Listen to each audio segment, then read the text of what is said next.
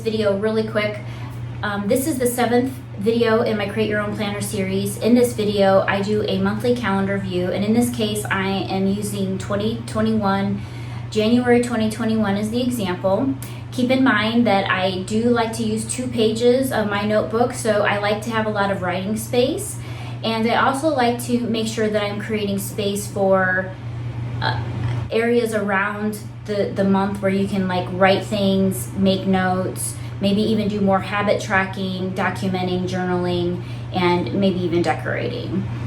If you have any questions, please pop them in the comments. Also, my next video is going to be how I do my layout for my mid-year review. It's basically an assessment for goals in the middle of the year, between June and July-ish timeframe, and I will be showing that in my next video. All right, so I'm going to do a walkthrough on how I lay out a monthly calendar view for, in this case, January 2021. I use the same method for every month and for every month every year. And basically the first thing that I do is I get a wall calendar, or you can print one off offline, but I have this big wall calendar that I purchased. And so what I'm looking at before I get started is I want to see how many columns do I need.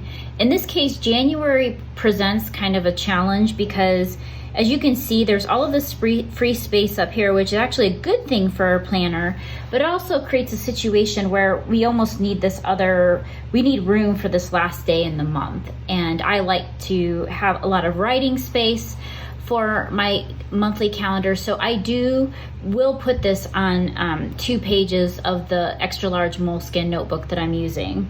And so I use this as my guide when I'm creating my monthly planners, and I'll do it with every single month. And so what I've done here is a little bit of pre-work to this video, is I put some little X's to indicate the areas where we're gonna have that free space at the top. But the calendar is going to go across this full view. It's going to start in this upper left hand corner, and it's going to go over to this right hand corner where I have this little dot. And then we're going to have this gutter space, which can be free space for decoration and notes, that sort of thing. And it's going to end down here. And the way that I figure this out is I allow for 9 squares for each day of the week. So there's 9 squares for between each of these, as you can see.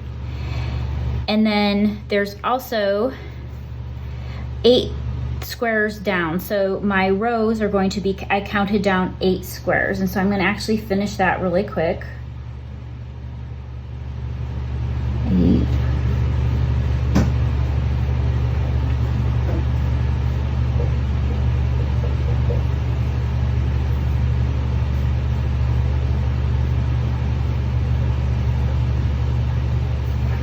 Okay, and so I'm really kind of trying to get an eyeball for the structure of this, because I really don't want to mess up too much and have to do a lot of erasing. Again, I always start with pencil because I always end up doing something stupid. So what I'm going to start to do is just basically create the frame around the calendar month. So I'm going to start here at the top and create the border.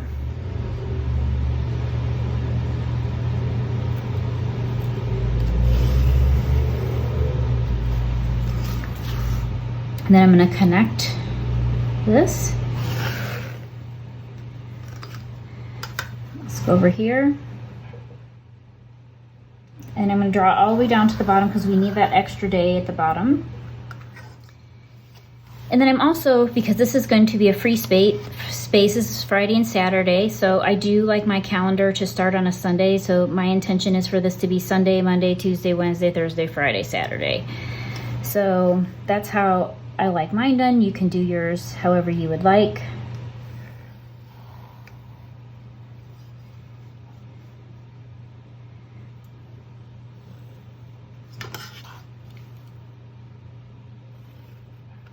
All right, so this is where all of the days of the week will be. And so what I typically do is I just start picking a column and I start working down. So in this case, because January is the last day is gonna be right here, I'll draw the column down. Perfect. Now, this day down here is hanging, as you know, because this is going to be the 31st. And so right here, I want the free space. I want to capture the free space below so that I can use it for other things. And so then I will start there and go across. And then I'll continue with my columns.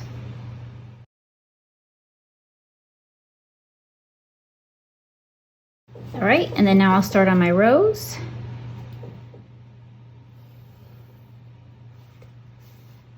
And again, I'm using dots. And for my rows, what I've done is count down 8 for each row. 8 squares, and then this one is a little bit less. I think it might be 7, which is not a big deal. It's only one day of the month.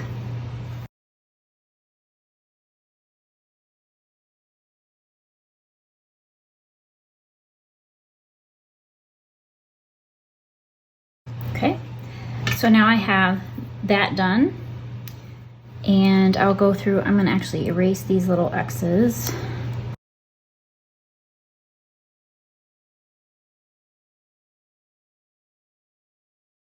So then what I typically will do is I will go through and write the day of the week at the top. I think I'll wait to do that with my marker, and then I'll also write in the days of the month. And so I'm going to go ahead and start doing that now.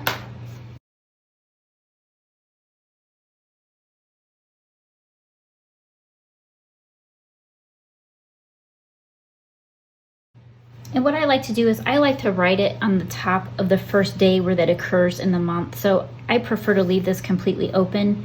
Again, if you'd prefer to put them at the top, that's absolutely fine. And then I'll start numbering.